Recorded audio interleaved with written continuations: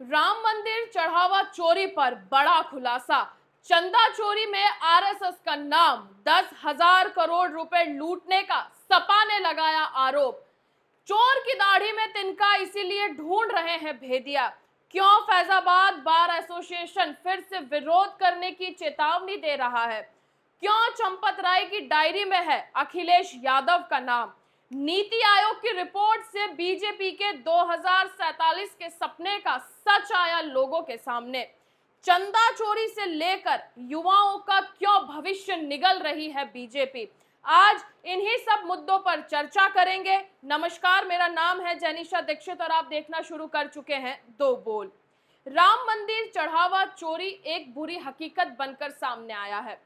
कई लाख रुपए पचा दिए गए, किसी का कोई हिसाब सामने नहीं आया, जिसमें आरएसएस और वीएचपी का बहुत बड़ा रोल सामने आया है। और इस पर प्रधानमंत्री ने अभी तक कुछ भी नहीं बोला है, उनका एक बयान तक सामने नहीं आया है जब से ये राम मंदिर चढ़ावा चोरी का मैटर खुलकर सामने आया है। बहुत आगे आगे ये हुआ करते थे, जब राम मंदिर का फैसला आया, राम मंदिर पे प्राण प्रतिष्ठा का कार्यक्रम हुआ, तब ये बहुत आगे आगे थे। और चार मटके शंकराचार्य की बातों को जिस नरेंद्र मोदी ने टाल दिया था, ये वही प्रधानमंत्री है कि जिन्होंने चोरी होने के बाद उनके मुंह से एक शब्द नहीं निकला और उनके मुंह में दही जम गया है। इन सब चीजों को लेकर अमर उजाला में एक बहुत खास रिपोर्ट सामने आई है जो मैं आपके सामने रखना चाहती हूँ। क्यों? क्योंकि चंपत राय की डायरी में अखिलेश यादव का नाम लिखा गया है और वो जानना चाहते हैं कि जो ये चोरी का कांड हुआ है उसका भेदिया कौन है। ये वही चंपत राय है जिसने मंदिर का पैसा चंपत किया और उसके बाद ये खुद से ही सवाल कर रहे हैं कि चोर कौन है, ये बात बाहर कैसे गई और ये बात अखिलेश यादव तक कैसे पहुंची।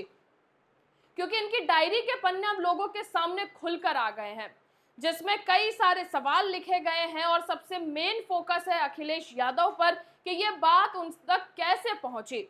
लेकिन इस मुद्दे पर आने से पहले सपा के एक प्रवक्ता है, उन्होंने ट्वीट कर एक बहुत अहम जानकारी अपनी तरफ से उन्होंने दी है। ये हम नहीं कह रहे हैं, ये सपा के प्रवक्ता हैं, उन्होंने ये चीज लिखी है।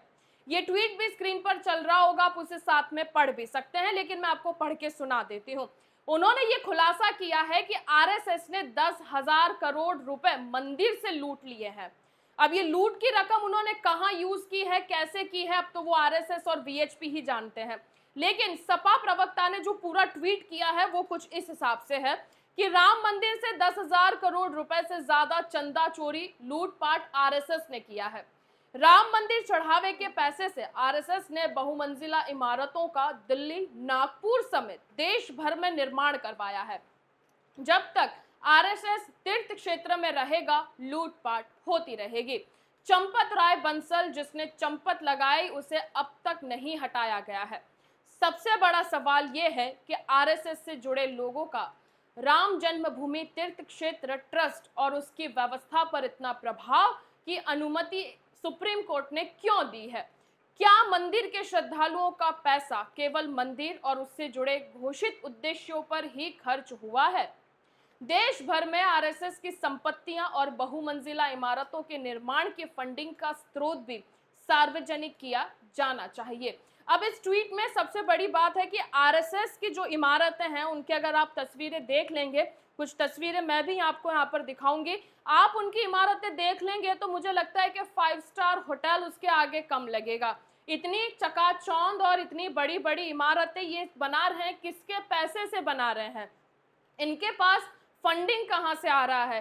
क्या ये हमारा पैसा जो हम मंदिर में आस्था के नाम पे, धर्म के नाम पर चढ़ाते हैं, ये उसके लिए अपने लिए आलीशान घर बना रहे हैं, आलीशान ऑफिसेस बना रहे हैं, जो किसी 5 स्टार 7 स्टार होटल से भी कम मालूम होता है।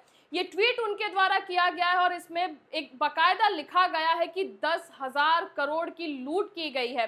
अगर इस मंदिर का पैसा सरकारी स्कूलों में लगाया जाता या किसी अच्छे काम में लगाया जाता या सड़कों के सही निर्माण पर लगाया जाता, जो गड्ढों में लोग गिर जा रहे हैं, जिस स्कूल का रास्ता लड़कियां चल नहीं पा रही है, कीचड़ में लोग चलकर नहीं रेंग कर बच्चे स्कूल जा रहे हैं, अगर उसके लिए इसका एक आधा हिस्सा भी खर्च किया होता तो बहुत अच्छी बात होती।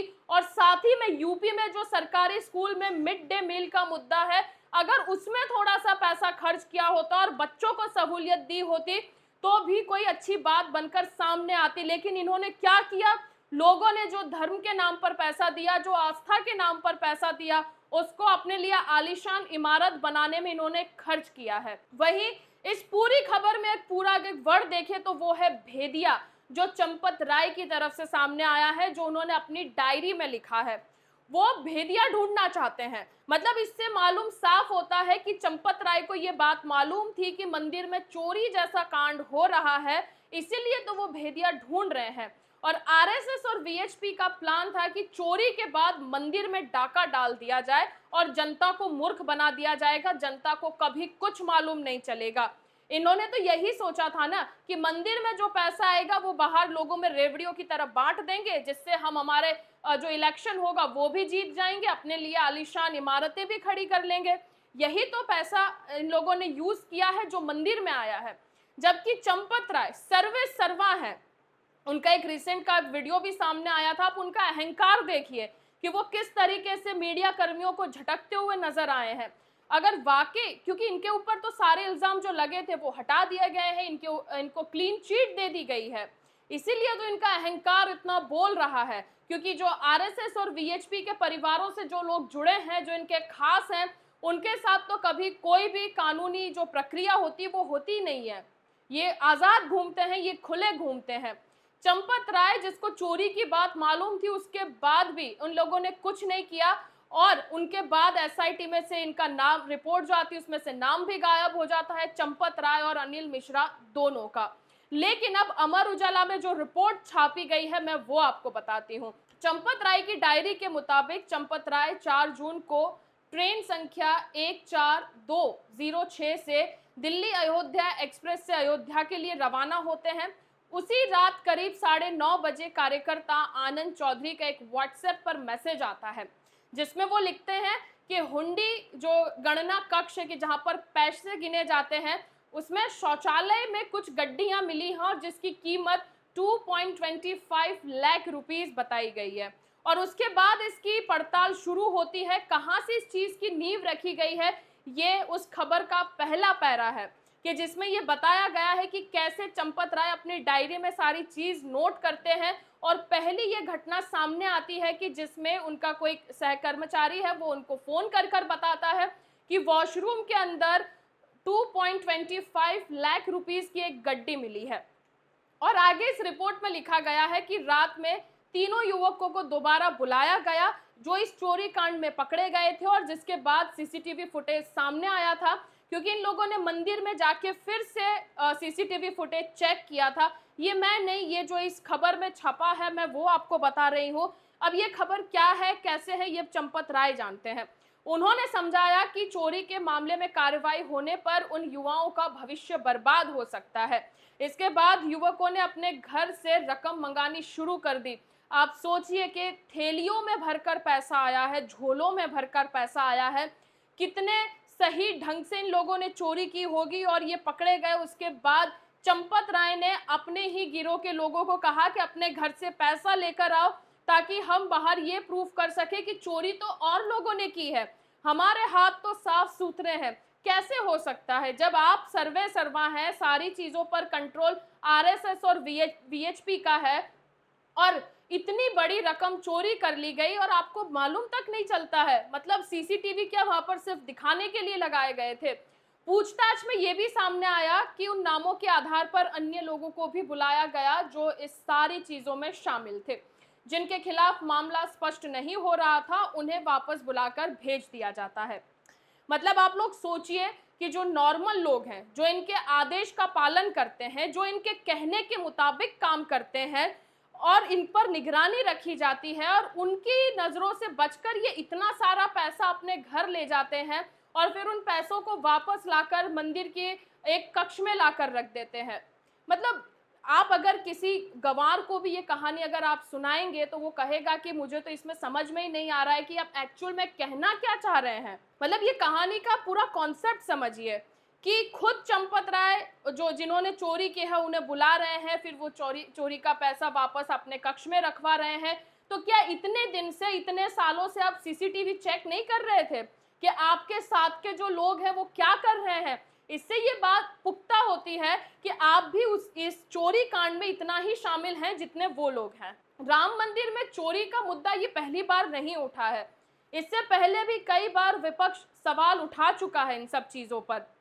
ऐसा नहीं है कि ये पहली बार कोई नई बात सामने आई है, कि ये नया नया प्रकरण सामने आया है, कि पहली बार राम मंदिर में चोरी जैसी कोई घटना घटित हुई है। नहीं, जनवरी 2021 में भी राम मंदिर निर्माण के लिए जुटाए जा रहे चंदे को लेकर फर्जी रसीद और फर्जी चंदा वसूली की शिकायतें सामने आई थी। क्योंकि ये बात तो मैं खुद बोल सकती हूँ, क्योंकि मेरे घर से भी चंदा गया है, मैं भी हिंदू हूँ, हमारी भी आस्था उस मंदिर से इतनी ही जुड़ी हुई है जितनी बाकी लोगों की जुड़ी हुई है। मेरे घर वालों ने भी इसमें उतना ही पैसा दिया है, कम दिया होगा लेकिन अपना अपना योगदान सभी ने दिया है इसमें। 2021 में राम जन्मभूमि ट्रस्ट की जमीन खरीद को लेकर और लेन देन में अनियमितता सामने आई और उसके ऊपर भ्रष्टाचार के आरोप भी लगे। विपक्ष ने इसे राम मंदिर के नाम पर धन की गड़बड़ी को लेकर भी सवाल उठाया था। फिर 2022 और 2025 में राम मंदिर निर्माण के लिए मिले दान और ट्रस्ट के वित्तीय प्रबंधन को लेकर समय समय पर पारदर्शिता पर सवाल उठते रहे हैं। क्यों? और सवाल उठना लाजमी है। ये वही आरएसएस है जो अपना फंड कहां से आती है वो नहीं बताते हैं, और जब ये आरएसएस और वीएचपी का वर्चस्व जब मंदिर में इतना है तो सीधी बात है कि वो यहाँ से पैसे ले जाकर कहाँ क्या कर रहे हैं, उसका सवाल का जवाब ये लोग क्यों देंगे। बहुत सीधी सी बात है। और 2026 आते आते ये पूरा मामला सामने आ जाता है कि कैसे धर्म के नाम पर हिंदुओं की आस्था के साथ खेला गया, कैसे उन्हें मूर्ख बनाया गया। मोदी जी भले अपने भाषणों में ये कहते होंगे कि इस देश की जनता को मूर्ख बनाना आसान नहीं है, लेकिन मोदी जी आपने देश की जनता को मूर्ख बनाया है। किसके नाम पर? राम के नाम पर, मंदिर के नाम पर, धर्म के नाम पर। आपने उस हर चीज को लेकर मूर्ख बनाया है जिससे हिंदू समुदाय की भावनाएं जुड़ी थी। आपने उन हर भावना को आहत करने की कोशिश की है, और इतना बड़ा मुद्दा हो जाने के बाद भी आपके मुंह से एक शब्द नहीं निकलता है। मणिपुर और राम मंदिर को लेकर आपके मुंह से आज तक एक सिंगल वर्ड तक नहीं निकला है। और इसके बाद एक और खबर मैं इसी में आपको जोड़ दूं कि धर्म के नाम के साथ साथ इस देश के युवाओं के साथ कैसी हरकत की जा रही है बीजेपी की सरकार के द्वारा।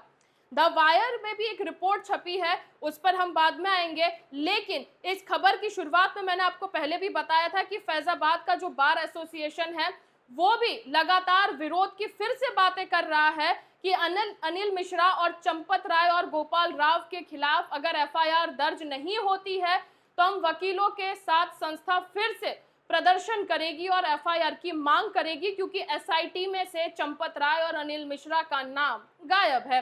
जैसे राम मंदिर से पैसा गायब हो गया, वैसे ही रिपोर्ट में से इनका नाम भी गायब है। आगे द वायर में लिखा गया है कि बार एसोसिएशन के प्रतिनिधियों ने, एक डेलीगेशन ने सीनियर सुपरिटेंडेंट ऑफ पुलिस गौरव ग्रोवर से मुलाकात की है और मंदिर डोनेशन से जुड़े पैसे के कथित गाबन के सिलसिले में टॉप मैनेजमेंट के खिलाफ एफआईआर दर्ज कराने की अपनी शुरुआती मांग को फिर से दोहराया है, क्योंकि एसआईटी की रिपोर्ट में चंपत और अनिल का नाम हटा दिया गया है, जिसको लेकर बार एसोसिएशन फैजाबाद फिर से विरोध करेगा। और अगर इनके खिलाफ एफआईआर नहीं होती है तो काफी बड़े मोर्चे में सरकार के खिलाफ और वहां का जो टॉप मैनेजमेंट सिस्टम है उसके खिलाफ आवाज उठाई जाएगी।